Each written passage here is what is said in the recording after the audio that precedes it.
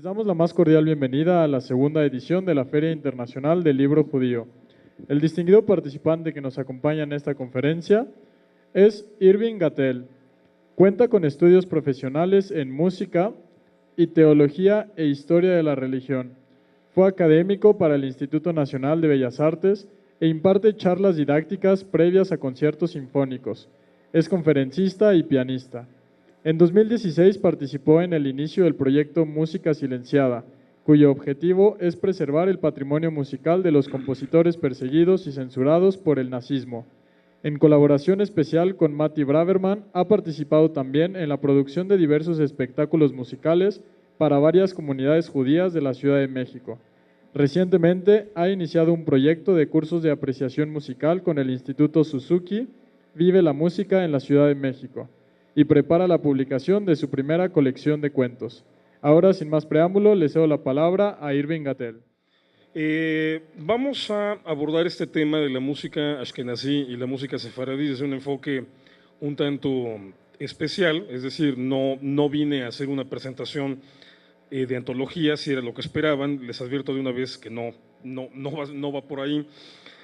Más bien, es un punto de partida para entender el porqué de las principales diferencias entre lo que son la cultura ashkenazí y la cultura sefaradí y que se reflejan particularmente en su música. Creo que toda la gente que de alguna u otra manera le gusta la cultura judía, en su momento habrá escuchado algo de música klezmer, que es el estilo musical característico del judaísmo ashkenazim, y en algún momento dado habrá escuchado romanzas sefaradíes, es decir, este tipo de canciones que evidentemente están en español, uno las escucha y de inmediato identifica el idioma, es español, pero un tipo de español que suena extraño, y es que se trata de un español del siglo XV, es decir, es el español que hablaban los judíos en España, obviamente, en el momento de la expulsión, en 1492, y que lo siguen hablando a lo largo de su diáspora, principalmente en Marruecos, pero más bien, principalmente en Turquía, Grecia y los Balcanes, y también en Marruecos, aunque en el caso de Marruecos se mezcló más con el idioma árabe.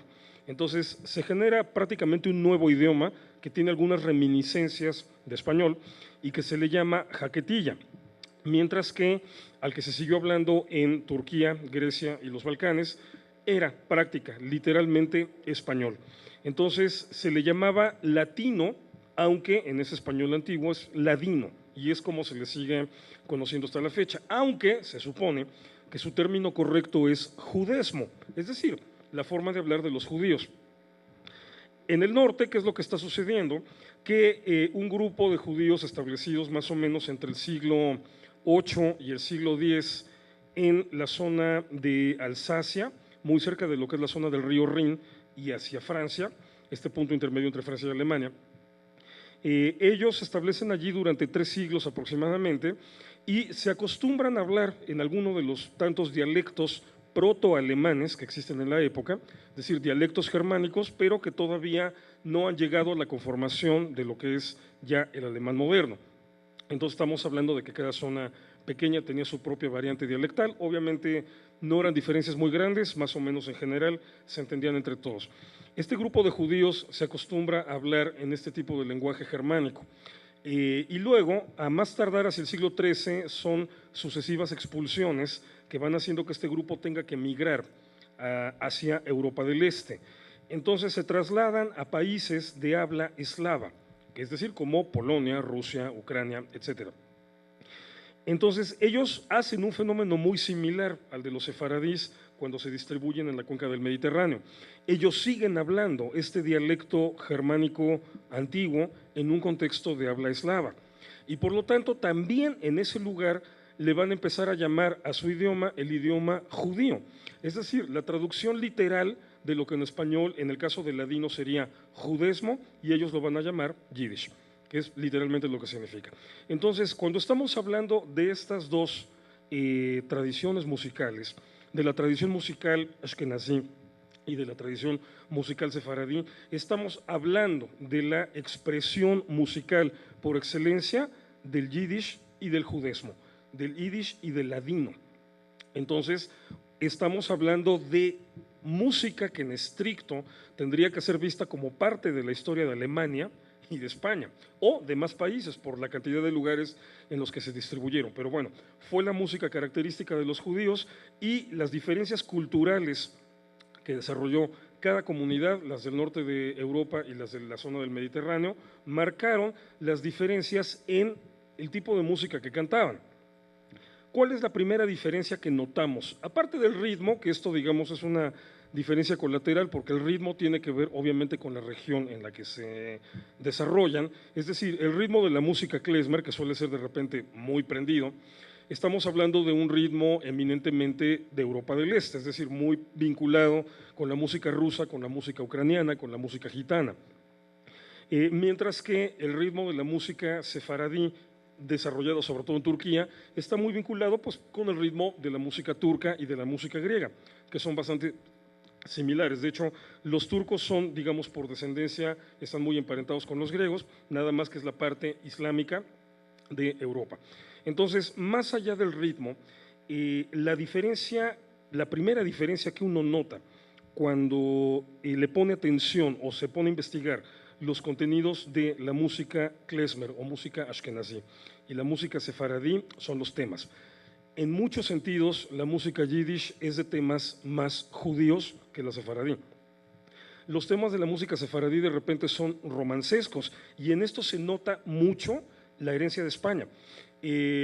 Consíganse alguna vez, o búsquenlo en internet, un romancero español, como el romancero del Mío Cid, por ejemplo, el Amadís de Gaula, este tipo de colecciones que se hacían, es decir, es una tradición poética que se hace, digamos, como para complementar los relatos originales, el cantar del Mío Cid, luego viene todo el romancero, el Amadís de Gaula, luego viene todo el romancero. Son como historias secundarias que se escriben después, que surgen de la tradición popular. Van a encontrar que muchos de los temas allí tratados son muy similares a las letras de la música sefaradí, mientras que las canciones en yiddish sí suelen estar más involucradas en la dinámica cotidiana, en las vivencias y sobre todo, ya para empezarlo a decir en yiddish, en las tzures cotidianas, es decir, en las calamidades cotidianas de la comunidad judía. ¿Por qué? ¿Por qué es tan marcada la diferencia en el hecho de que los ashkenazim le pusieran más importancia y más interés a estos detalles de la vida judía, a su experiencia como judíos, mientras que en la comunidad sefaradí esto fue todavía más sutil y más marginal? La primera diferencia fundamental que marca el destino completamente distinto de cada una de estas comunidades es que en términos generales el sefaradí, el judío sefaradí original, es decir, el de aquellas épocas, del siglo XV para atrás, es un judío que no tiene tan arraigada la noción de exilio. ¿Por qué? Porque estamos hablando de que las primeras comunidades judías sefaradís se fundaron a más tardar, más o menos por ahí del siglo II o del siglo III de la era cristiana. Es muy probable que para, digamos, el cambio de eras, hacia el año, lo que podríamos decir, el año cero, ya hubiera colonias judías ampliamente establecidas en toda la costa que va desde el sur de Francia, desde lo que era el antiguo puerto de Massilia, que hoy es Marsella, por toda la costa catalana, luego valenciana y luego finalmente andaluza, que eran lugares donde también había colonias fenicias. Entonces, muy factiblemente, los antiguos judíos, junto con los fenicios, ya se habían extendido también por estas zonas. Y se cree, hay indicios que insinúan que podría ser que entonces la presencia judía comenzara en la península ibérica más o menos desde el siglo III antes de la era cristiana. Pero bueno, más allá de estas especulaciones, el caso es que las comunidades judeo-españolas o judeo-íberas, todavía en este momento se le llama así, algunas muy antiguas como la de Tarraco, en la zona de Cataluña, datan de hace casi 2000 años. Entonces, por lo menos se mantuvieron allí durante mínimo 1300 años, es decir, 1300 años fijos en un solo lugar. Por supuesto, llegaban judíos de otros lugares, sobre todo cuando había situaciones de persecución, en el momento en que las invasiones islámicas afectan y empiezan a dañar la vida comunitaria, por ejemplo, en ciudades que anteriormente habían sido importantísimas para el judaísmo, como primero Babilonia y luego Bagdad. Mucha gente de estas comunidades eventualmente va a emigrar hacia España, se va a establecer ahí, en las comunidades judías que ya tenían muchos siglos ahí floreciendo. Entonces, ok, llegan exiliados, llegan refugiados, pero son exiliados y refugiados que se asimilan a la identidad y al carácter de una comunidad que ya tiene siglos funcionando y que siguió funcionando por lo menos, repito, durante 13 siglos. Entonces, el judío sefaradí hasta 1492 no va a desarrollar una conciencia de exilio tan marcada porque está viviendo de fijo en un lugar, está bien establecido en un lugar. Claro, ya los últimos siglos, sobre todo los últimos 100 años, de 1391 a 1492, son muy difíciles y bueno, son el proceso final de esta comunidad hasta el decreto de expulsión. Pero digamos, es un siglo contra otros 12 anteriores, por lo menos, si no es que más, en los que el judío sefaradí, el judío español, tiene un arraigo increíble con Sefarad, España, que es como le llamamos a España. Tiene un arraigo tremendo con ese territorio. Se sabe español, se siente español. De hecho, cuando se trata así de pavonear un poco, los judíos podemos decir que el judaísmo es de las religiones que existen hoy en España, el judaísmo fue la primera que se empezó a practicar ahí, llegó mucho antes que el cristianismo. Entonces, el caso es que hay un arraigo tal con el territorio español que el judío sefaradí no desarrolla una conciencia de exilio vivencial, desarrolla una conciencia de exilio teológica, por supuesto. ¿Por qué? Porque el Beit HaMikdash, es decir, el templo de Jerusalén, está destruido porque los romanos dispersaron a los judíos que vivían en la zona de Judea y alrededor de Jerusalén. Es decir, hay una razón teórica que se deduce de la experiencia histórica y de lo que dice el texto bíblico, hay una razón teórica para aceptarme como un exiliado. Pero mi realidad es que estoy viviendo en un lugar donde vivieron mis padres, mis abuelos, mis bisabuelos y 10 generaciones hacia atrás, y con el que, por lo tanto, yo tengo una noción de arraigo total. Entonces, aunque existe la noción teológica del exilio, no existe la noción vivencial. En cambio, la experiencia de los judíos que están viviendo en el norte, de las comunidades judías del norte, es distinta. Esta primera comunidad judía, que según las investigaciones genéticas han ido ahí desenmarañando las hebras de la genética ashkenazí, uno de los datos interesantes que nos dan es que se tiene claro que todos los judíos ashkenazí, o todos los judíos que tenemos una parte de ashkenazí, descendemos de un grupo de aproximadamente 350 familias que vivieron en esta zona entre Alemania y Francia, en la zona de Alsacia o Renania, entre el siglo X y el siglo XIII. Ese es el origen más o menos de esta colectividad que luego va a convertirse en el judaísmo ashkenazí. Dicen los especialistas entonces que todos los que tenemos familia ashkenazí somos primos máximo en 30 grados, en 30 generaciones. ¿Qué pasa con esta comunidad que a más tardar en el siglo XIII es expulsada de esa zona y entonces tiene que comenzar un proceso de migración que la va a llevar por diferentes lugares, pero que nunca les va a permitir establecerse de fijo en uno solo? Es decir, el judaísmo ashkenazí siempre tuvo ese problema de llegar a un lugar y expulsado otra vez, trasladarse a otro y expulsado otra vez, trasladarse nuevamente y expulsado otra vez. De ahí vienen este tipo de chistes viejos, chistes yiddish.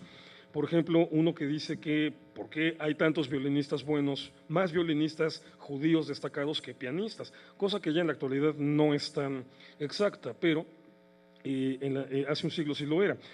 Perdón, no sé qué dijeron por ahí, pero el chiste decía, claro, exactamente, porque el violín sí lo podemos andar cargando en todos nuestros exilios.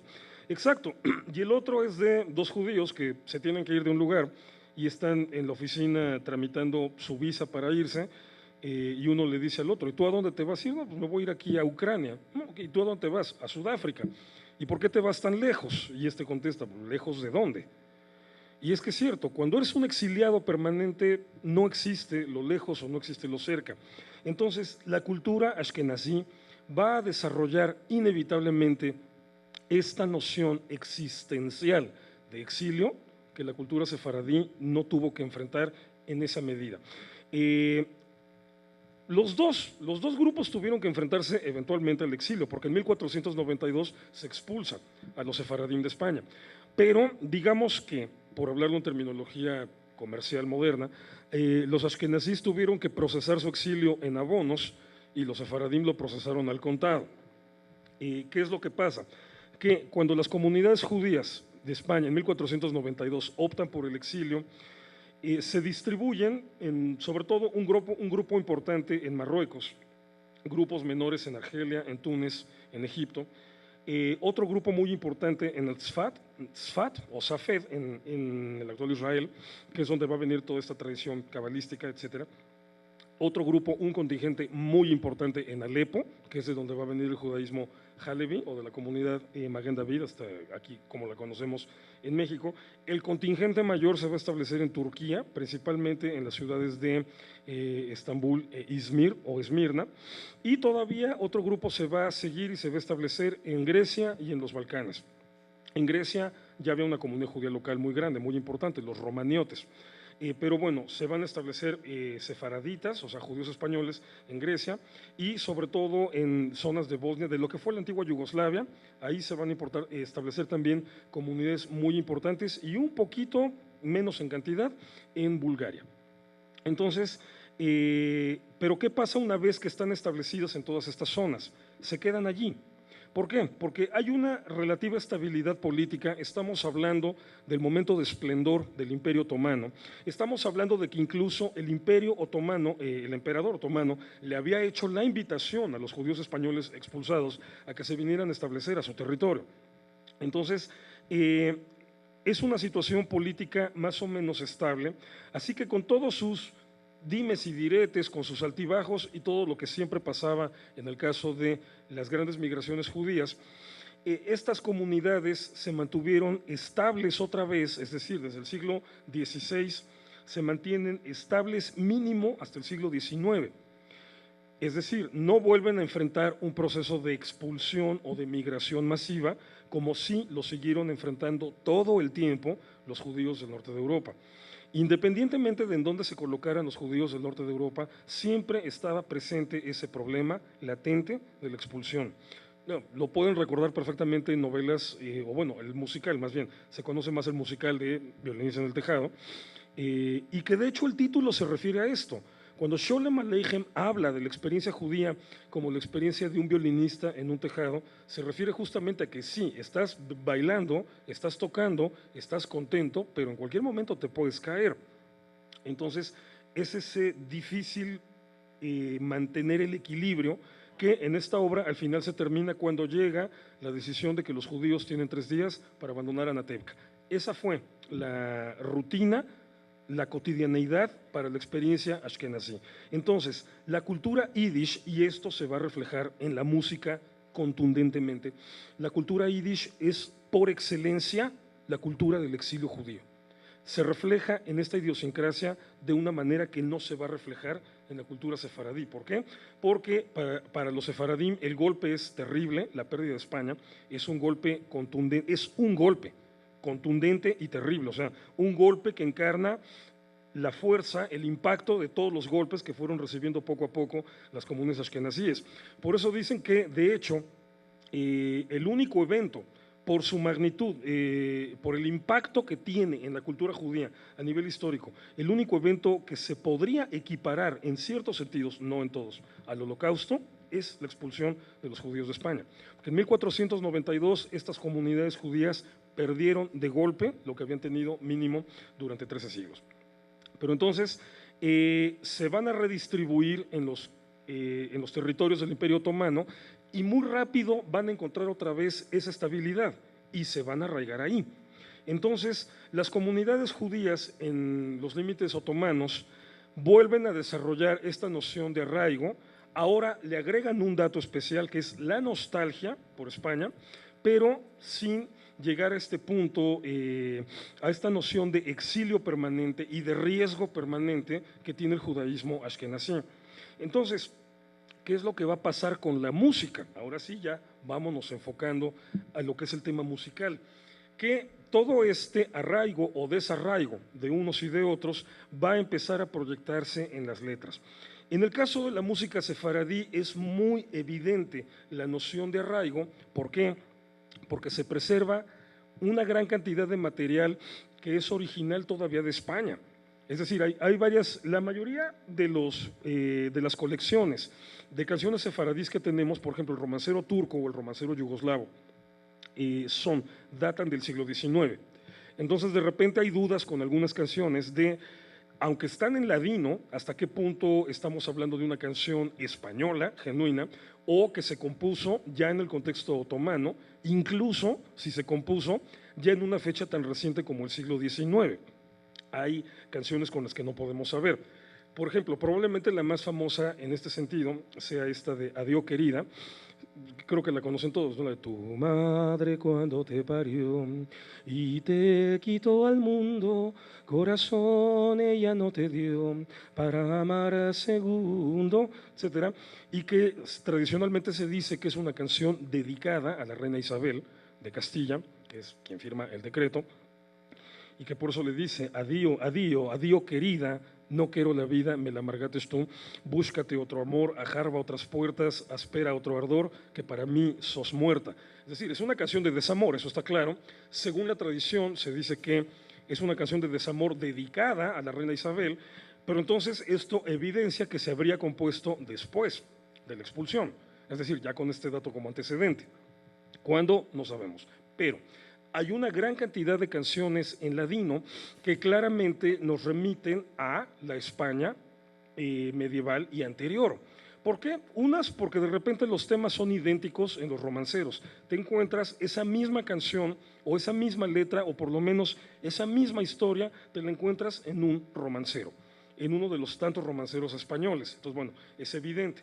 O la otra, por la temática, una temática que no tiene realmente nada de judaico y que en cambio nos remite a etapas o experiencias que solamente se pueden entender en el entorno de la España anterior a la expulsión.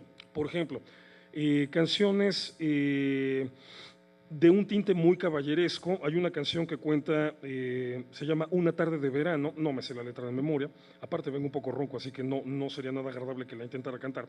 Se llama Una tarde de verano y cuenta de que un joven caballero cristiano entra a una morería y ve a una muchacha y le encanta y le empieza a preguntar, o sea, que cómo se llama, linda niña mora y cosas por el estilo, y la muchacha le contesta, no soy mora, soy de España nacida, me capturaron los moros un día de Pascua Florida. Entonces el caballero la invita, bueno, le pide matrimonio, se la lleva a España para casarse con él. Pero cuando van llegando a los territorios de este caballero, la canción nos dice que la mujer se pone a llorar y el caballero le pregunta, ¿por qué lloras, hermosa mía?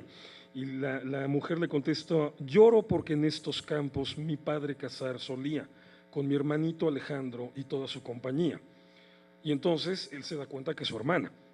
Es un tema muy caballeresco, sí, bueno, ya temas estilo Puccini, ¿no? Después Puccini va a llevar este tipo de asuntos de que no sabes ni de quién te enamoraste, es un poco más drástico en Madame Butterfly, pero este tipo de temas caballerescos, que eso es evidentemente español.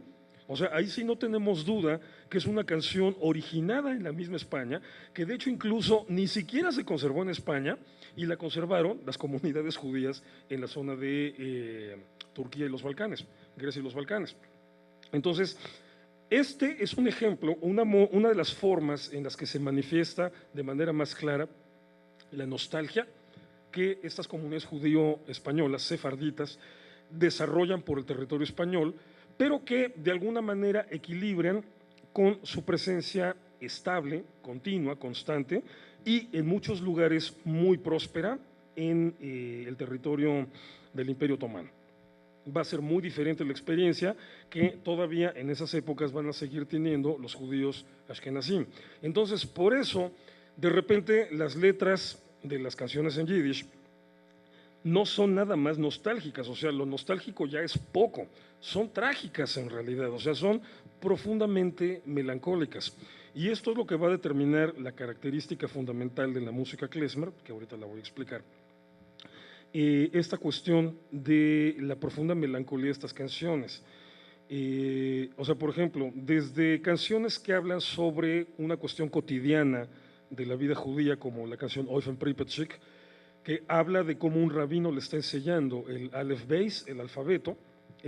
Mónica les explicaba un poco de repente con esto del Yiddish cómo se pronuncian algunas cosas diferentes en Yiddish que en hebreo. Entonces lo que en hebreo es el Aleph Bet, en Yiddish se le llama el Aleph Beis. Esta canción nos cuenta cómo el rabino le está enseñando a los niños, pero la imagen que nos dibuja es de una casa, de un lugar frío, casi inhóspito, o sea, pobre, es una estufita vieja la que los está calentando mientras están estudiando las letras. Y es una canción obviamente dulcísima, pero que tiene ese dejo de tristeza. Hay todavía canciones más dramáticas, como por ejemplo Rosnikes mit Mandeln o Almendras y Pasas, ¿verdad? Sí, no me acuerdo. Almendras y Pasas. La traducción. Tengo aquí mi acordeón en Yiddish para si se me va algo en un momento dado. En esta canción lo que se está contando es que una viuda en las ruinas del templo está cuidando a su bebé. O sea, esto ya implica algo súper trágico, ¿no? Estamos hablando de una mujer que quedó viuda a los 22, 23 años, 20 si quieren, por las edades en las que se casaban en la antigüedad. Es una mujer viuda que está cuidando a su bebé, lo está arrullando, es una canción de cuna. Lo está arrullando allí en las ruinas del templo mientras atiende, mientras intenta convencer a su cabra que se comporte porque es la que trae la mercancía de pasas y almendras, que es lo que está vendiendo. Y le está cantando al bebé y le está diciendo que él algún día será un gran comerciante de pasas y de almendras. O sea, es muy dulce la canción, es para dormir un bebé, pero es trágica, es profundamente trágica. Todo este sentido de melancolía a veces se refleja en las canciones en Yiddish de una manera hasta cómica. No, porque bueno, si alguien ha tenido la capacidad de reírse de sus desgracias, ha sido el judaísmo ashkenazí, de una manera increíble, pasando por los hermanos Marx, por Woody Allen, por Isaac Bashevis Singer, por la cantidad de gente, Sholem Aleichem también, por ejemplo, por la cantidad de comediantes o escritores que quieran. Una canción es una canción muy prendida, aparte es una canción para bailar, pero es una canción en donde un hijo le está preguntando al papá sobre varios temas. Y por ejemplo, hay una parte en que le pregunta, papá, ¿qué son los kishkes? Y el papá le contesta, y los kishkes, hijo mío, los kishkes, es un delicioso pastel de carne así relleno y forrado, envuelto, y que es una delicia. Dice, pero eso es para los ricos. Para nosotros los pobres, los pobres, o sea, nosotros los kishkes son un pedazo de cuero que sabe a suela de zapato y que es horroroso, ¿no? Entonces, imagínense eso bailándose en una boda, o sea, en el momento de vamos a salir al bailongo y nos ponemos a bailar eso. Eso no lo hacían los sefarditas, pero ni por equivocación. Es otra actitud ante el infortunio, es otra actitud ante la desgracia. Claro, pues obviamente a punta de patadas te vas curtiendo y te vas haciendo como que resistente o inmune, por lo menos a lo más inmediato. Así que puedes cantarlo, puedes reírte de eso, pero entonces ese va a ser el elemento esencial en muchos sentidos, en muchos ejemplos de la cultura musical ashkenazí. Entonces, ¿qué es lo que tenemos? Que la cultura musical sefaradí va a ser eminentemente aristocrática.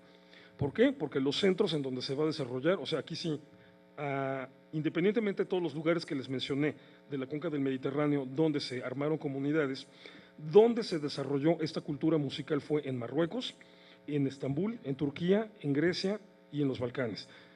Lugares en donde las comunidades sefarditas llegaron a desarrollar muy buenos niveles económicos, o sea, excelentes niveles económicos. Entonces, digo, aunque no toda la gente era rica, pero había una aristocracia, se logró desarrollar una aristocracia y obviamente esa aristocracia era la que podía pagar músicos.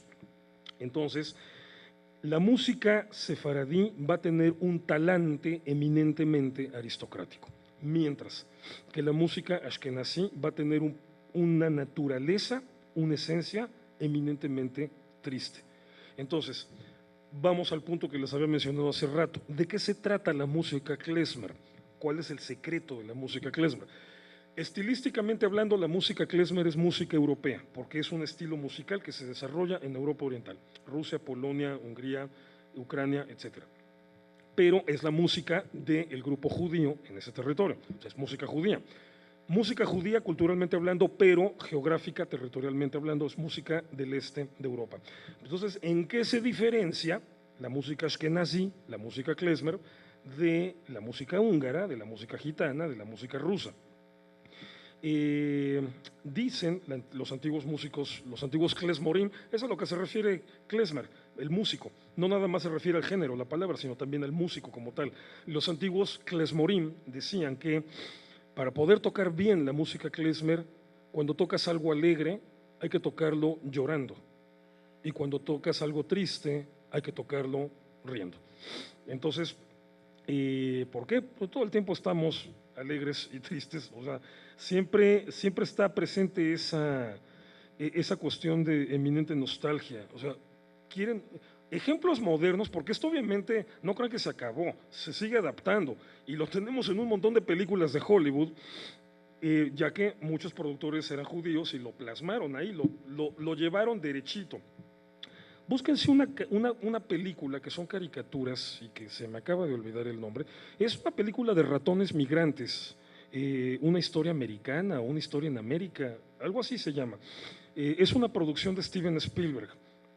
Y es muy chistoso cómo se ve el barco en Europa y están subiendo los migrantes, los que se van a venir a hacer la América, como se diría en buen yiddish, no lo estoy diciendo en español, pero abajo, o sea, van abriendo la toma, la van acercando más y en la parte de abajito hay otra taquilla y hay otra punta de acceso en el sótano del barco y ahí están entrando ratones que están imitando exactamente todas las dinámicas de los seres humanos.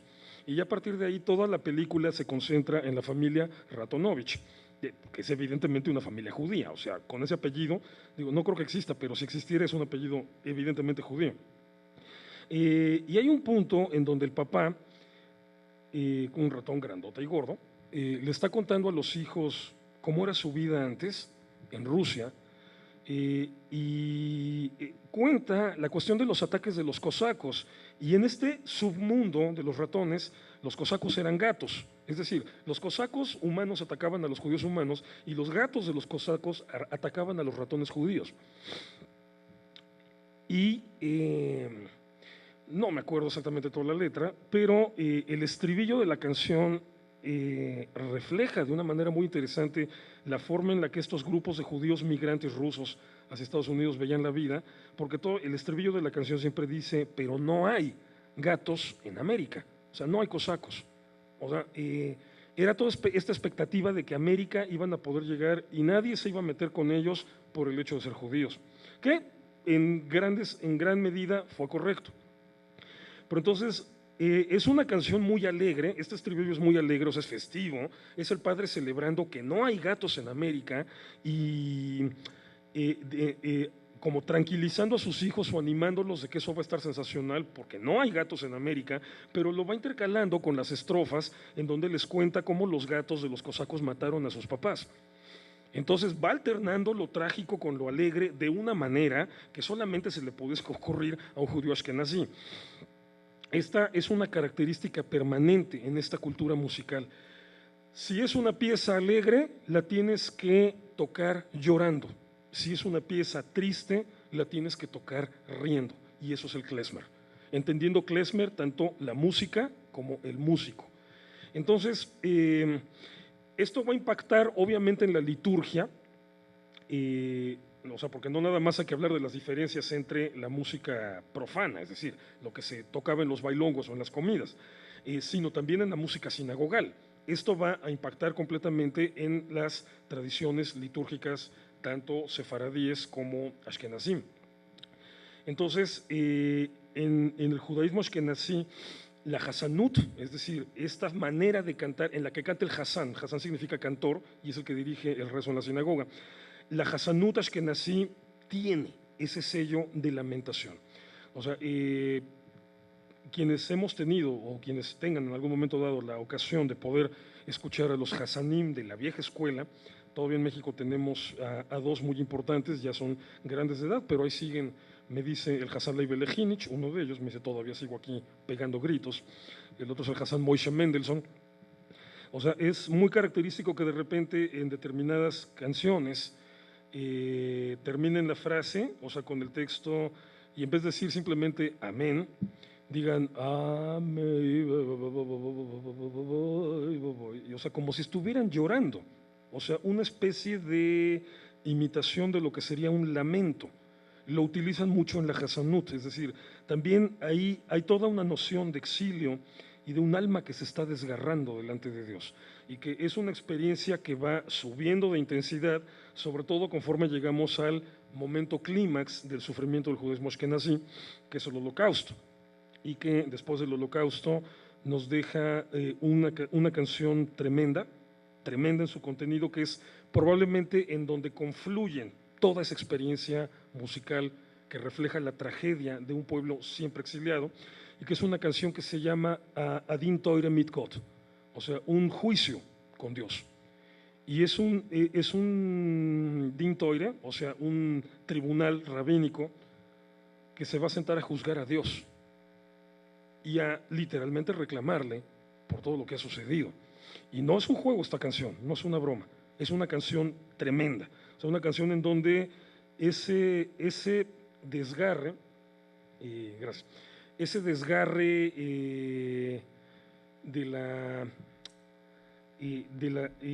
la persona que es descendiente de un grupo que sufre y sufre y sufre, ese desgarramiento ahora se convierte ya también en un reclamo, en una protesta.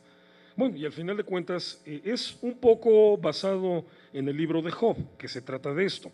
Es decir, al final de cuentas hay una expresión muy fuerte de la esperanza del pueblo judío, pero es una canción increíble en este sentido. Mientras que la liturgia sefaradí, original allá, sobre todo en el siglo XX, que sufre, digamos, sufre es un decir, tiene su último gran proceso de renovación, principalmente por un Hasán de Estambul que se llamó Isaac Machorro. Es un tipo de música muy de estilo oriental. Es decir, si ustedes oyeran, hay grabaciones de Isaac Machorro, se pueden incluso oír en YouTube, grabaciones de lo que canta, por el estilo musical, ustedes pensarían que está cantando un árabe, por el tipo musical que tiene. Es decir, no tiene un sello particularmente especial. Refleja, evidentemente, la condición de una cultura judía, sefaradí en este caso, estable. Es decir, de una cultura judía que no había vivido, pero todavía ni por asomo, todas las desgracias que vivió la cultura ashkenazí. Entonces, les decía, en este caso la música no nada más es un fenómeno aislado, nunca lo es una proyección de todo lo que implica la cultura de cada grupo. Entonces, entendiendo esta diferencia de las dos tradiciones musicales, de cómo la sefaradí es aristocrática, elegante, siempre con temas nostálgicos que se remontan de la antigua España, temas caballerescos, pero es decir, temas donde no se refleja tanto la tragedia de la experiencia judía o la cotidianeidad de la vida judía, mientras que en la tradición musical ashkenazí tenemos justamente todos estos elementos que no están presentes allí, es decir, una noción de desarraigo total, es decir, ni siquiera estás cantando en el idioma que te rodea. Los judíos aquí en México cantamos en español. En una fiesta de judíos, las mañanitas que se cantan, no, sí, de repente cantamos el Ayom Yom Uledet, pues, como costumbre muy típica judía, pero primero las mañanitas, como debe ser, desafinado y todo como debe ser. Es decir, ¿eso qué significa cuando tienes a una comunidad de origen migrante en un país X, o sea, que llegaron sus papás o sus abuelos o sus bisabuelos y los tienes cantando en el idioma del país? Que se sienten cómodos, que se saben parte del país, que por lo tanto las cosas más cotidianas y las cosas de rutina las hacen en el idioma del país. Pero ¿qué es lo que están haciendo estos dos grupos? Al final de cuentas, están intentando preservar, unos por nostalgia y otros porque si todo el tiempo te están corriendo, pues nada más puedes seguir hablando en tu mismo idioma. Que cuando lleguemos a otro lugar, vete a saber en qué idioma hablen, ya nos enteraremos, ya aprenderemos un poco, pero aquí entre nos vamos a seguir hablando en Yiddish. Entonces, se plasma en la música todo el entorno cultural. Y probablemente en donde más se nota la diferencia de manera contundente es en los comediantes. ¿Por qué? Porque curiosamente la tradición sefaradí, el judaísmo sefaradí, no tiene una tradición de comediantes remotamente similar a la del judaísmo ashkenazí. ¿Por qué? El humor es un mecanismo de defensa. El humor no es otra cosa sino un mecanismo de defensa. Por eso el mejor sentido del humor es el cruel. El sentido del humor tiene que ser cruel por definición. ¿Por qué? Porque lo que te va a confrontar es aquello de la vida que te lastima. Y el sentido del humor es la manera en la que logras que no te lastime, en la que logras de alguna manera vacunarte o inmunizarte.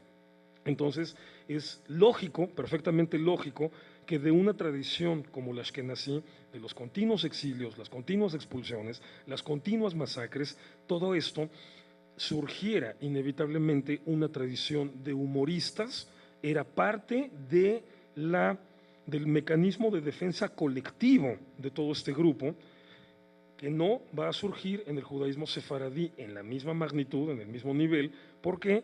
Porque se están viviendo en otras condiciones, no necesariamente buenas. La vida en las comunidades sefaradís no en todos lugares eran buenos, pero eran estables, porque les digo, estaban bajo el amparo del Imperio Otomano, de una sola entidad política.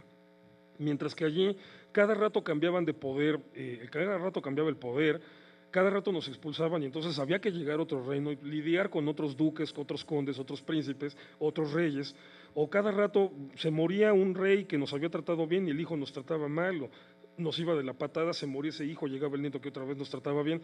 Todo el tiempo sujeto a esas veleidades del poder, inevitablemente necesitas forzosamente como colectividad, si quieres sobrevivir, bueno, y el judaísmo ashkenazí evidentemente sobrevivió, necesitas desarrollar mecanismos de defensa. Y el humor, el sentido del humor es uno. Por supuesto, tiene que ser un humor terriblemente negro, ¿no? O sea, hay partes en las que es un humor de un nivel de crueldad, pero de una crueldad manejada de una manera muy interesante. ¿Quieren enterarse de eso? Bueno, vean películas de Woody Allen. Son probablemente el mejor ejemplo de cómo ya en la época contemporánea se traduce este sentido del humor característicamente ashkenazí. Y, por supuesto, esta misma situación política, social y cultural se refleja también en la religión. ¿Cuál es la diferencia más interesante que vamos a notar entre el judaísmo ashkenazí y el judaísmo sefaradí? Que el judaísmo ashkenazí se dividió en diferentes tendencias y el sefaradí no. Las diferencias que hay en el judaísmo sefaradí son regionales, es decir, la liturgia a la usanza de los sirios de Damasco, o a la usanza de los sirios de Alepo, o a la usanza de incluso los que se quedaron en Europa, por ejemplo en Ámsterdam, de los portugueses de Ámsterdam. Son diferencias en la liturgia, en las prácticas, digamos, lo que podría ser meramente folclórico, pero en el caso del judaísmo ashkenazí no. Ahí sí estamos hablando de una ruptura muy fuerte que se da a partir del siglo XIX, empieza desde el siglo XVIII, pero en el XIX es donde revienta, entre el judaísmo liberal y el judaísmo tradicionalista, que es de donde van a surgir primero los dos polos, el reformista como primero exponente del judaísmo liberal, y obviamente en contraposición a la ortodoxia, que el término es inexacto, pero le seguimos llamando así a la ortodoxia, que es el judaísmo tradicionalista. Y como reacción casi inmediata a los excesos del reformismo, surge un punto intermedio, que es el llamado judaísmo conservador o masortí, que también es extraño, ¿no? Que en el judaísmo somos los únicos donde los reformistas son los de derecha y los conservadores somos los intermedios. Incluso en algunas comunidades conservadores los de izquierda, y los ortodoxos algo imposible de definir en ese sentido. Pero el judaísmo conservador se va a mantener dentro de la línea del judaísmo liberal, pero insistiendo en mantener fuertemente el apego a la tradición judía ancestral. Entonces, de ahí la noción de conservar la identidad tradicional ancestral y no como el reformismo que la negaba. En las comunidades sefaradíes no sucedió en ningún momento y en ningún lugar una fractura de esta naturaleza. Las comunidades sefaradíes, los liberales y los tradicionalistas se acostumbraron siempre a coexistir en el mismo entorno comunitario. A la fecha, por ejemplo, una de las mentes judías más liberales de todos los tiempos, fuera toda duda, es el filósofo holandés sefaradí Baruch Spinoza. Y Baruch Spinoza viene de una comunidad súper tradicionalista, es decir, no tenían que inventarse una comunidad liberal, reformista, para que entonces pudiera aparecer un filósofo como Baruch Spinoza. Salió de una sinagoga ultra ortodoxa y es un tipo de planteamientos los que él hace tan avanzados, tan modernos para la época, que en su misma comunidad no lo quisieron soportar demasiado tiempo. Pero entonces es muy evidente esta diferencia en cómo se desenvolvió, desarrolló, cómo evolucionó cada judaísmo, en el sentido de que los sefaraditas mantuvieron la capacidad de coexistir dentro del mismo entorno comunitario, los liberales y los tradicionalistas. En el caso del judaísmo ashkenazí, no. Se fundaron diferentes tendencias, que básicamente son tres: el reformismo, el conservadurismo y la ortodoxia, y como una moderna fase intermedia entre conservadores y reformistas, los reconstruccionistas. Aunque claro, la ortodoxia tiene muchas variantes regionales, al igual que el judaísmo sefaradí. Pero bueno, como pueden ver, todo va de la mano. Todo va siempre, inevitablemente, de la mano.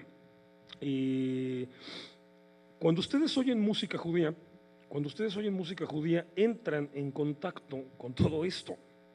De repente sí, uno se fascina, wow, qué ritmo, o sea, dan ganas de bailar, o qué triste. Hay canciones desgarradoras que aunque uno no las entienda porque están en yiddish, o en español antiguo, en ladino, uno las oye y dice, bueno, eso me queda que es algo muy triste, o sea, y se nota el dolor que está cargando esa canción.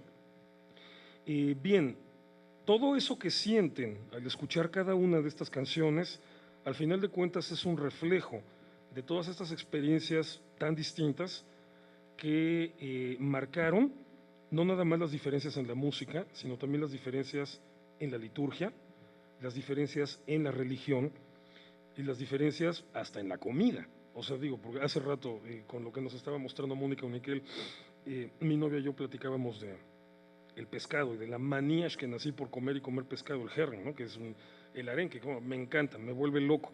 Pero bueno, o sea, pues si vives en la zona del norte, en el mar Báltico, que hay arenques por todos lados y no tienes otra cosa que comer, pues es obvio que todo empieza a girar de repente alrededor del arenque. Y que si, bueno, todas las culturas han inventado de una u otra manera sus propios tamalitos. El judaísmo ashkenazí inventó el gefilte fish, o sea, esa bola de masa pero hecha de pescado.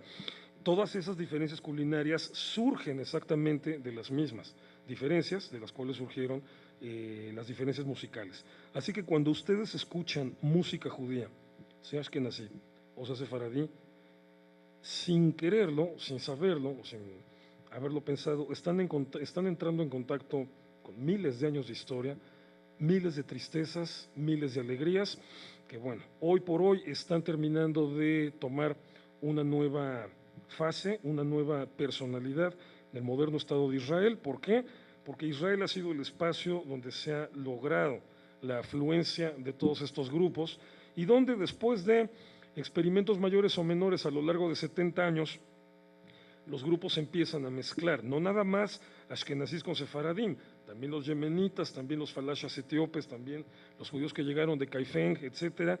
Todos empiezan otra vez a fusionarse y a desarrollar una identidad en donde se empiezan, todos estos elementos son parte, son el bagaje, el trasfondo, pero se empiezan a mezclar ya en un solo perfil y por lo tanto empiezan a manifestarse en un nuevo tipo de música.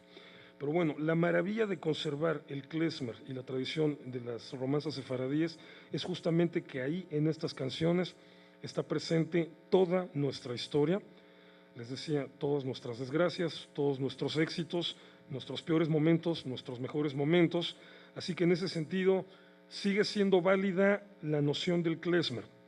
Es lo más triste del mundo, pero lo canto riéndome. Es lo más feliz del mundo, pero lo canto llorando. Gracias.